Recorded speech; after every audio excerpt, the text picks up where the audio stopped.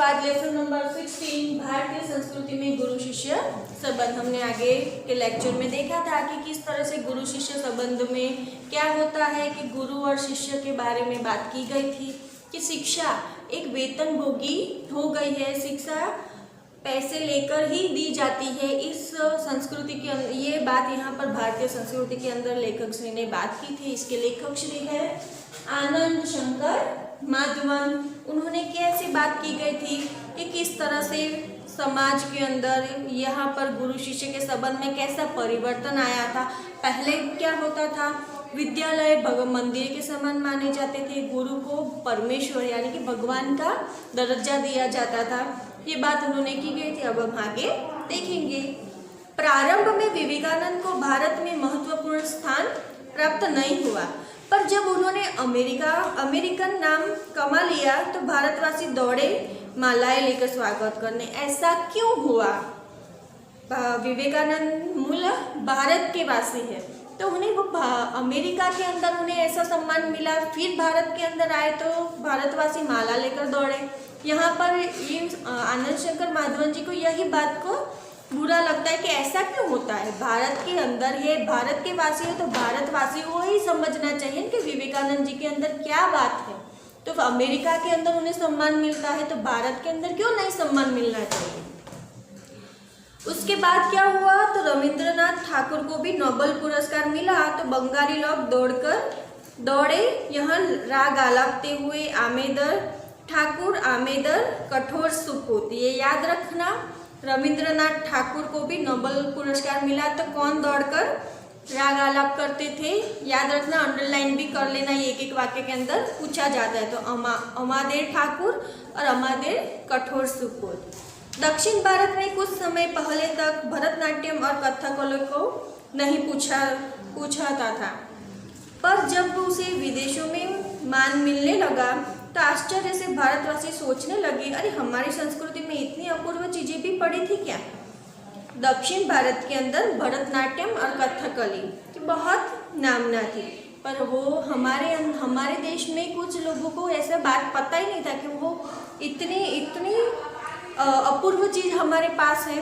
पर क्या हुआ, विदेशों के अंदर कथकली और भरतनाट्यम की मांग बढ़ने लगी, तब जाके हमें पता चलता है कि हमारे पास इतनी अपूर्व चीजें, इतनी अपूर्व शक्ति भी पड़ी हुई है। यहाँ के लोगों को अपनी खूबसूरती नहीं नजर आती है, सही बात है, मगर पराये के सौंदर्य को देखकर मोहित हो जाते हैं। हमारे देश के अंदर क्या होता है, दूसरों को देखकर, अरे वाह उसके पास तो, अरे भाई अपने पास जो कुछ है वही देखो ना, दूसरे के बारे में देखकर इस तरह से मोहित क्यों हो जाते हो आप लोग। यहाँ के लोगों की यही बाखूबी है कि लोगों को अपनी खूबसूरती नजर नहीं आती है, मगर पराये के सौंदर्य को देखकर वह मोहित हो जाते हैं। जिस देश में ज्ञान पाने के लिए मैक्स मुलर ने जीवन भर प्रार्थना की, उस देश के निवासी आज जर्मनी और विलायत जाना स्वर्ग जाने जैसा अनुभव करते हैं। यहाँ पर ये बात याद रखना, मैक्स मुलर ने क्या किया, जीवन भर प्रार्थना की कि उस देश के निवासी आज जर्मनी और विलायत जाना स्वर्ग जाने जैसा अनुभव करते हैं। हम भारत देश के वासी हैं, पर हमें क्या होता है, वे विदेश जाना, अमेरिका जाओ, जर्मनी जाओ, यूरोप जाओ, वो क्या होता है, स्वर्ग जाने के जैसा अनुभव हम महसूस करते हैं। क्यों भाई ऐसा, भारत वो भी देश है, ये भी देश है, तो वहाँ पर जाना, ऐसा स्वर्ग जाने का अनुभव क्यों करते हो आप।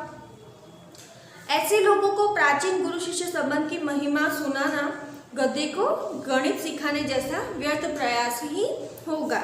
कि भाई जो अपने देश के बारे में, अपने देश की खूबी के बारे में ना समझ सके, तो फिर उसको गधे को गणित सिखाना, उसका क्या मतलब आएगा, व्यर्थ प्रयास करना। एक मुहावरा भी है कि गधे को गणित सिखाना, तो क्या आएगा उसका अर्थ, व्यर्थ प्रयास करना। एक बार सुप्रसिद्ध भारतीय पहलवान गामा मुंबई आए। उन्होंने विश्व के सारे पहलवानों को कुश्ती में चैलेंज दिया।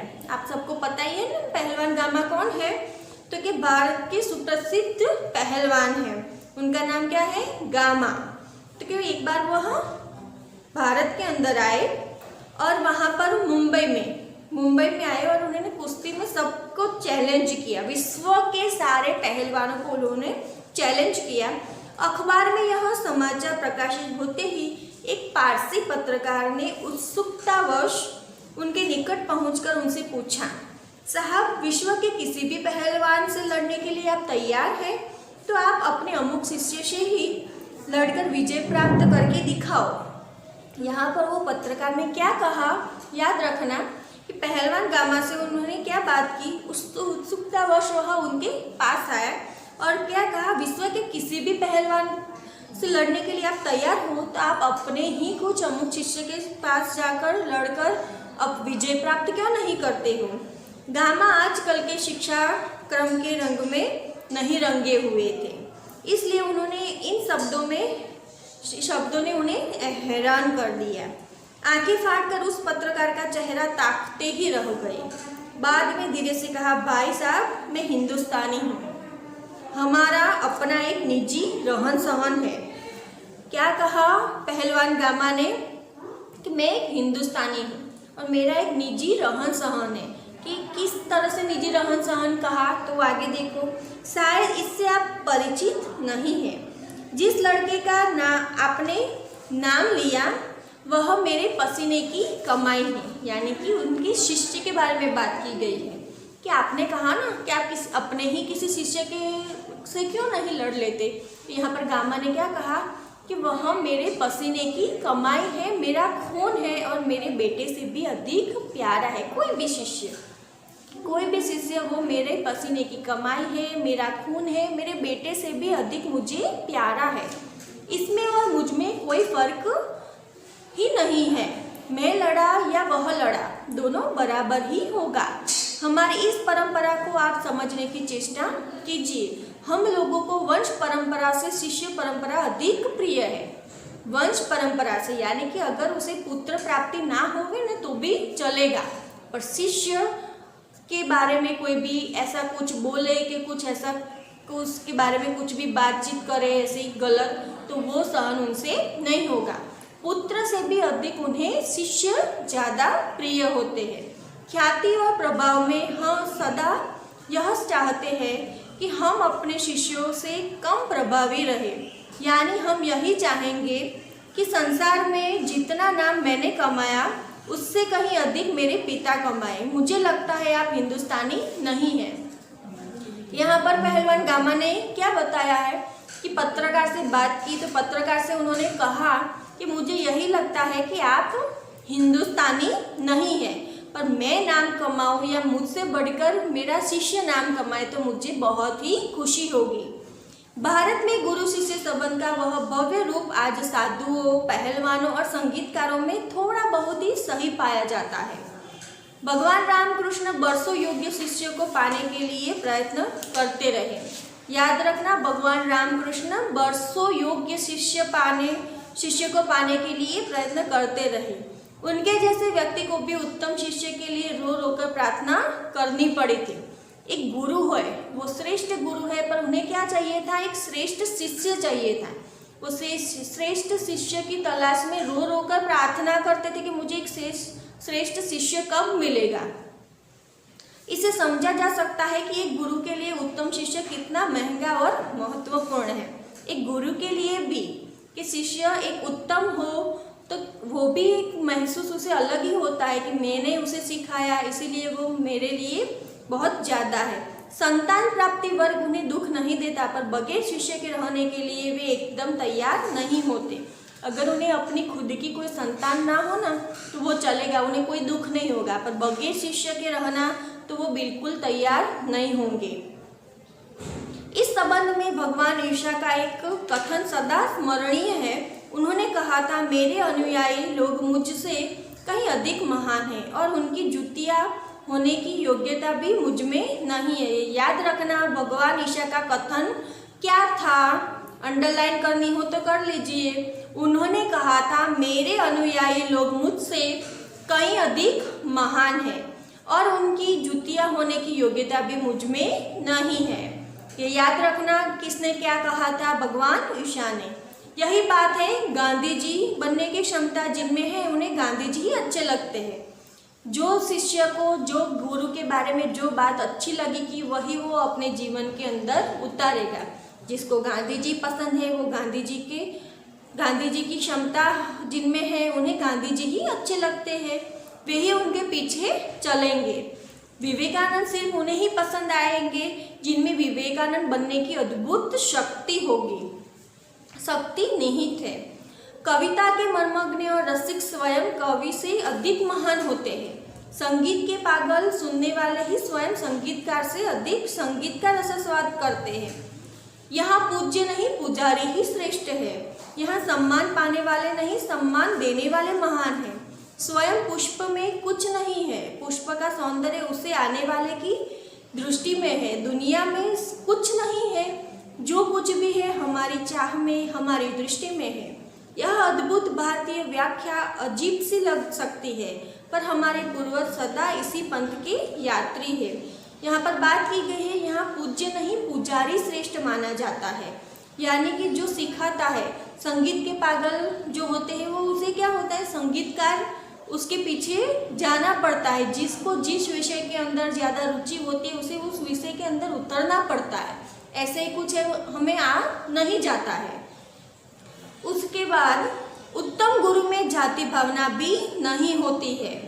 जो उत्तम गुरु होता है वो किसी को भी शिक्षा सिखा सकता है। ऐसा नहीं कि तू नीची जाति का है, तू अलग जाति का है, भी मैं तेरे को शिक्षा प्रदान नहीं करूँगा, ऐसा कभी भी होता नहीं है। उत्तम गुरु के अंदर जाति भावना कभी भी होती नहीं है। कितने ही मुसलमान पहलवानों के हिंदू चेले हैं और संगीतकारों के मुसलमान शिष्य रहे हैं। ऐसा भी होता है कि मुसलमान पहलवानों के हिंदू चेले भी रह चुके हैं, यानी कि हिंदू जो होते हैं उनके मुसलमान चेले भी शिष्य भी हो चुके हैं। यहाँ परख गुण की साधना की और प्रतिभा की होती है। भक्ति और श्रद्धा की ही कीमत है, न कि जाति संप्रदाय आचार विचार या धर्म की। जो एक श्रेष्ठ गुरु होता है वो गुरु शिष्य के अंदर क्या देखता है, गुण।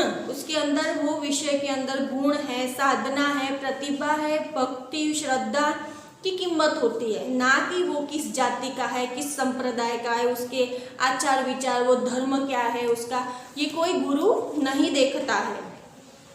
मुझे क्या लिखना था एक विद्वान मुसलमान ने ही, उन्होंने कभी नहीं सोचा कि वह हिंदू है और मुसलमान बनना चाहिए। पुराने जमाने में मौलवी लोग बड़े बड़े रामायणी होते थे और आज देहांतों में भरत मियाँ, रंजीत मियाँ आदि अधिक संख्या में दिखाई देते हैं। जो बड़े बड़े मौलवी हो गए हैं वो रामायणी यानी कि राम कथाएं सुनाते हैं और देहांतों में यानी कि गांव के अंदर भरत मियाँ, रंजीत मियाँ आदि अधिक संख्या में राम कथाएं, रामायणी यानी कि राम कथाएं सुनाते हैं।